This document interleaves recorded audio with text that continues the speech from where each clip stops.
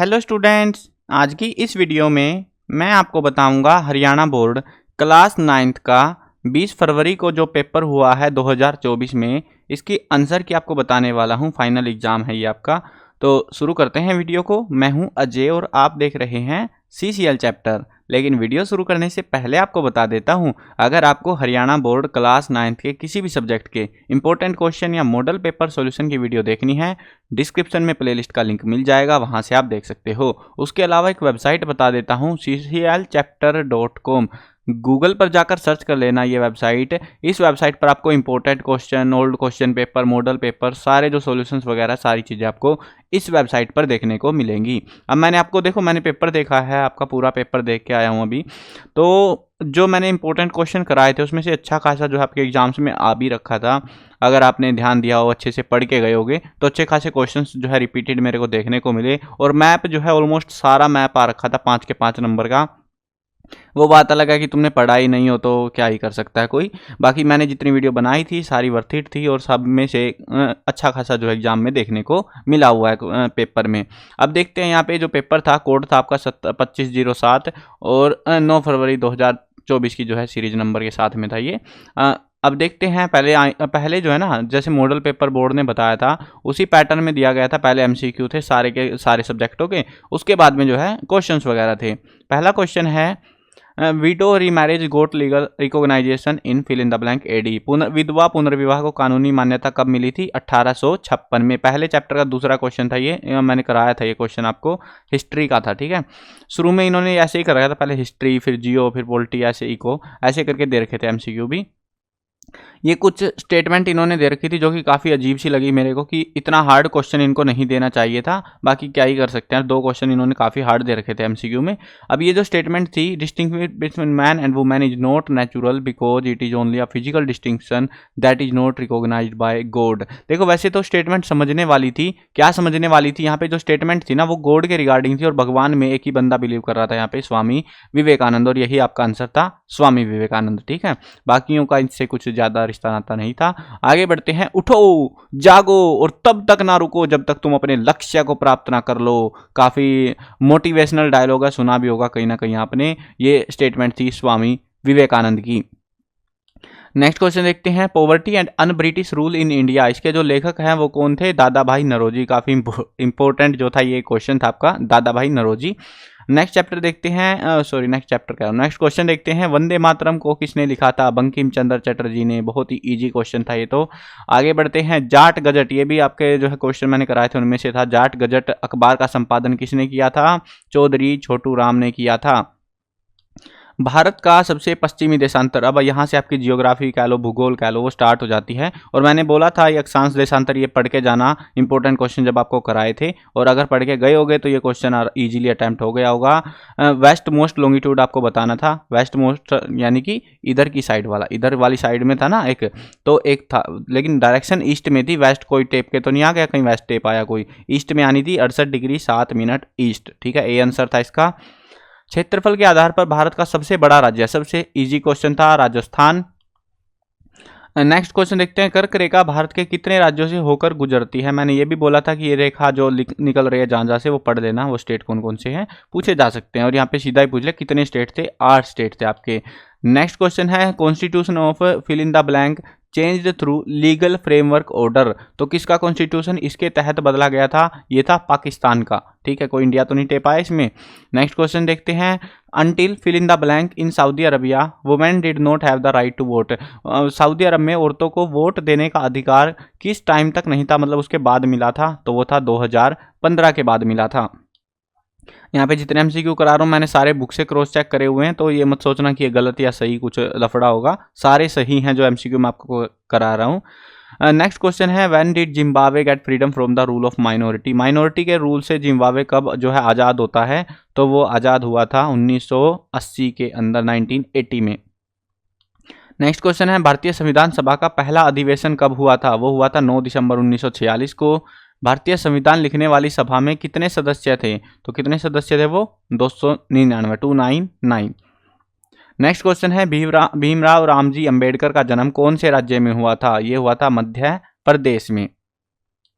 और ये सबको पता था, आंख बंद करके कर देते तुम। भारत में गणतंत्र दिवस कब मनाते हैं? वो है 26 जनवरी को, है ना। चलो आगे बढ़ते हैं। गणतंत्र दिवस का पता है ना, क्योंकि संविधान लागू हुआ था इसलिए गणतंत्र दिवस मनाते हैं। भारत के नगरीय क्षेत्र में प्रतिदिन प्रति व्यक्ति कितनी कैलोरी की सिफारिश की जाती है, यानी कि कितनी कैलोरी को जो है रिकमेंड किया जाता है कि एक शहर में, अर्बन एरिया में, शहरों में, कि उसको जो है इतनी कैलोरी तो नीडेड रहती है। तो वो थी आपकी 2100। और अगर गांव की पूछ लेते तो वो थी आपकी 2400, लेकिन शहर की पूछी थी आपकी तो वो रहेगी आपका आंसर ए 2100। ठीक है। भारत में सबसे अधिक गरीबी वाला राज्य कौन सा है? बिहार। नेक्स्ट क्वेश्चन देखते हैं। 2011 की जनगणना के अनुसार भारत में कितने प्रतिशत जनसंख्या गरीबी रेखा के नीचे की श्रेणी में पाई जाती है? वो है 21.9%। अगला प्रश्न है, स्वर्ण जयंती ग्राम स्वरोजगार योजना वाज लॉन्च्ड इन। मैंने आपको बोला था कि जो योजनाएं वगैरह हैं इनके रिगार्डिंग ही क्वेश्चन देखने को मिलेगा, और वही मिला हमको। बट योजनाएं बहुत सारी थी तो सारी नहीं लिखवा सकता मैं कि ये रट के भाग जाओ, बट योजना के रिगार्डिंग ही क्वेश्चन हमें देखने को मिला है। ये योजना लॉन्च हुई थी 1999 में। ठीक है। ये थे आपके 20 MCQ और ईजी थे। मैं ये कहूँगा 2 MCQ जो थे हार्ड थे, टोटली आपके 20 में से 18 MCQ ईजी थे, अगर तुमने ठीक ठाक भी पढ़ा होगा। आगे बढ़ते हैं। आगे जो है क्वेश्चन आते हैं 2-2 नंबर वाले, कि क्रांतिकारियों के प्रमुख उद्देश्य क्या थे। बहुत सारे उद्देश्य थे, इंपॉर्टेंट क्वेश्चन में मैंने लिख रखे थे ये आपके, और काम का क्वेश्चन था। आपको बोला भी था कि हाँ पढ़ के जाना। पता नहीं कौन पढ़ के गया होगा वेबसाइट से या कोई पढ़ के नहीं गया होगा, बट ये वाले जो है इंपॉर्टेंट थे, वहाँ पे लिखे हुए थे क्वेश्चन। भारतीय स्वतंत्रता आंदोलन में नेताजी सुभाष चंद्र बोस और आज़ाद हिंद फौज का क्या योगदान था?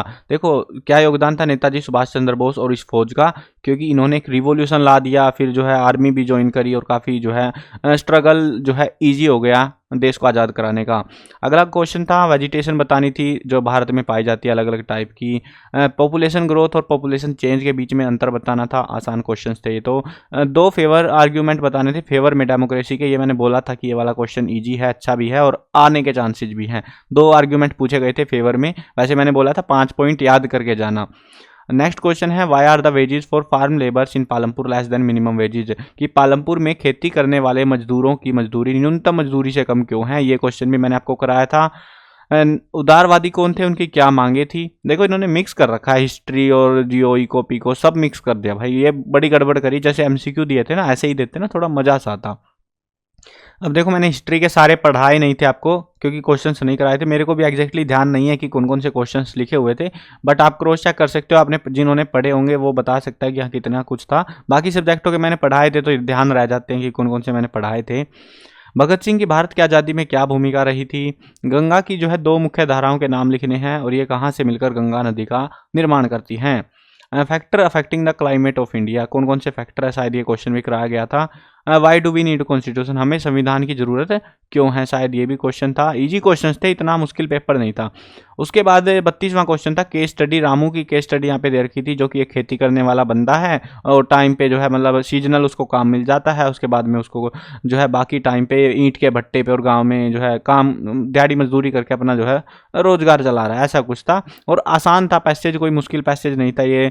कृषि एक मौसमी क्रिया क्यों है? आपको लॉजिक ही देना था मौसमी क्रिया क्यों है, क्योंकि मौसम के अनुसार ही जब सीजन आता है तभी जो है फसल उगती है और बीच में कोई काम उसमें नहीं होता है।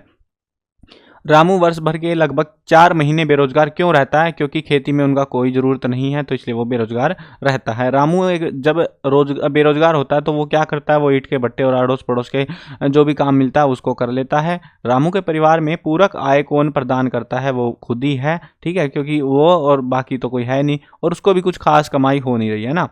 चलो नेक्स्ट क्वेश्चन देखते हैं। ये इंग्लिश में था पैसेज। अब जो है सऊदी अरब के अधिकार, ये वाला जो पैसेज था ये थोड़ा सा हार्ड था, दिमाग लगाने वाला था। इसमें जो है सऊदी अरब के बारे में बता रखा था, लॉजिकल बातें पूछी गई थी। सऊदी अरब में किस प्रकार की सरकार है? देखो सरकार आपको पहचाननी आनी चाहिए थी कि देश में एक वंश का शासन चल रहा है, राजवंश वाली जो सरकार होती है। कौन सी सरकार है कमेंट में जरूर बताना, सबको पता होगा, ये चीज पढ़ रहे हो तुम लोग, है ना। सऊदी अरब का राज्य धर्म कौन सा है? मुसलमान है। सऊदी अरब में महिलाओं को पुरुषों के समान अधिकार है? हाँ नहीं में बताना था तो नहीं है। मीडिया शाह की मर्जी के खिलाफ कोई खबर दे सकती है? नहीं दे सकती बिल्कुल भी। तो ये थे हमारे 4 क्वेश्चन, ईजी थे। ये वाले क्वेश्चन में आपको थोड़ा सा दिमाग लगाना था, बस सरकार किस टाइप की है उसके बारे में दिमाग लगा के करना था। बाकी इजी था ये वाला पैसेज भी आपका। आगे बढ़ते हैं, आगे जो है लॉन्ग क्वेश्चन आ गए। महात्मा गांधी ने नेहरू को क्यों रिकमेंड किया था सरदार पटेल की बजाय, और ऐसा क्यों जो है निर्णय को उचित मानते हुए राय देनी थी। Explain the origin and spread of quit India movement, Bharat छोड़ो आंदोलन के बारे में बताना है हमको ऑप्शन में। नेक्स्ट जो क्वेश्चन था, major physiographic division of India, relief of Himalayan region, peninsular plateau के रिगार्डिंग था। नॉर्दर्न प्लेन के बारे में बताना था। ये क्वेश्चन शायद था मेरे हिसाब से, जहाँ तक मैंने पढ़ा था। पार्लियामेंट की हमें जरूरत क्यों है, या फिर पावर ऑफ प्राइम मिनिस्टर, ये मैंने कराया था पॉलिटिकल में question, power of prime minister, और ये आ रखा था आपका ऑप्शन में। नेक्स्ट क्वेश्चन है, how will you easy the explain the unemployment, why is educated unemployment a peculiar problem of India, कि एजुकेटेड जो पढ़े लिखे हैं उनको भी बेरोजगारी का समस्या का सामना करना पड़ता है, उसके बारे में बताना था। वैसे ये वाला आसान था, ये मैंने कराया भी था सीजनल डिस्ट्रीब्यूटेड अनएम्प्लॉयमेंट के बारे में, कि हाँ इस टाइप के जो है पूछे जा सकते हैं।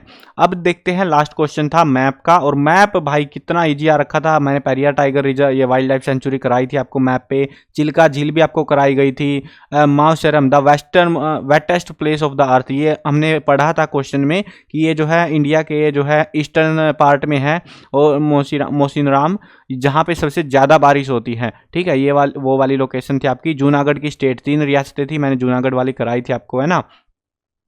उसके बाद में काकोरी रेल इंसिडेंट में जैसा बोल रहा था, काकोरी की रेल घटना इंपॉर्टेंट रहेगी घुमाने, मतलब आपको कंफ्यूज करने के लिए। तो काकोरी का जो है सेंटर पूछा गया था, काकोरी जो है उत्तर प्रदेश में पड़ता है। तो वहाँ पे मैप में भी दिखाया था आपको ये सारी चीज़ें। कौन कौन जो है मैप को सही करके आया जरूर से कमेंट में बताना मेरे को।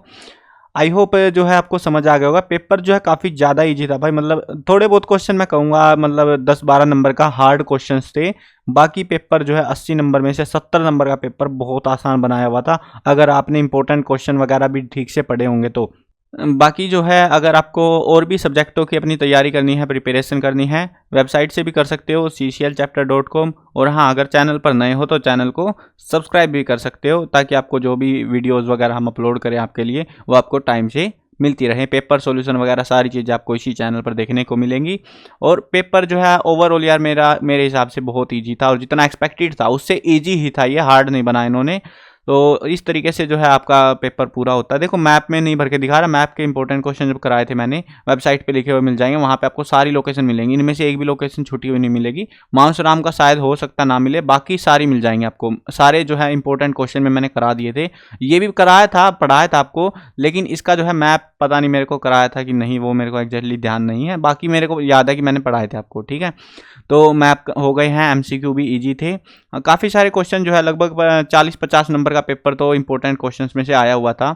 बाकी का जो है देखो नॉर्मल जीके नॉलेज होती है अपनी, थोड़ा बहुत तुम भी पढ़ते हो, है ना। क्वेश्चंस कुछ किताबों में बहुत कम दे रखे थे मैंने, तो जो आपने अगर ठीक ठाक पढ़ा होगा, टेक्सचुअल क्वेश्चंस वगैरह पढ़े होंगे, तो ईजी पेपर था, इतना हार्ड नहीं था। चलो अब एक बात और बताना कमेंट्स में कि आपका जो है कितना स्कोर रहेगा 80 नंबर में से। सोशल साइंस का पेपर हो चुका है आपका, तो 80 में से आपके कितने नंबर आ सकते हैं, आप कितनी उम्मीद लगा के बैठे हुए हो, कमेंट में जरूर से बताना। और हाँ, एक और चीज़ बताना, आपने जो है सामाजिक ये सोशल साइंस है, ये हिंदी मीडियम में ले रखी है या इंग्लिश मीडियम में, ये कमेंट जरूर करना, ताकि मेरे को एक आइडिया मिल जाए कि कौन से मीडियम में पेपर का सोल्यूशन कराना चाहिए मेरे को, और आपको भी फायदा ज़्यादा रहे। ठीक है, मैं तो दोनों में भी करा दूंगा, बट यार देखो ये वाला पेपर में तो आपको आंसर ही मैच करने हैं, और तो ज़्यादा कुछ करना नहीं होता। ठीक है, लेकिन दोनों मीडियम में कराएंगे नेक्स्ट टाइम। जो है अगर जैसे आप 10th में आओगे तो आपको जो है दोनों मीडियम में फिर मॉडल पेपर या बाकी चीज़ें जो भी आएंगी वो सॉल्यूशन कराए जाएंगे। तो इसलिए जो है मैं पूछ रहा हूँ आपसे कौन से मीडियम में आप हो, तो मेरे को भी हेल्प रहेगी, आपको भी जो है हेल्प मिल जाएगी आने वाले टाइम में। चलो मिलते हैं नई वीडियो में, और सब्सक्राइब किए बिना मत जाना अगर किसी ने सब्सक्राइब नहीं कर रखा है, क्योंकि सारे अपडेट, सारे पेपर, सब कुछ जो भी कुछ आएगा हरियाणा बोर्ड के रिगार्डिंग, सब कुछ आपको इसी चैनल पर देखने को मिलेगा। मिलते हैं नई वीडियो में, बाय बाय।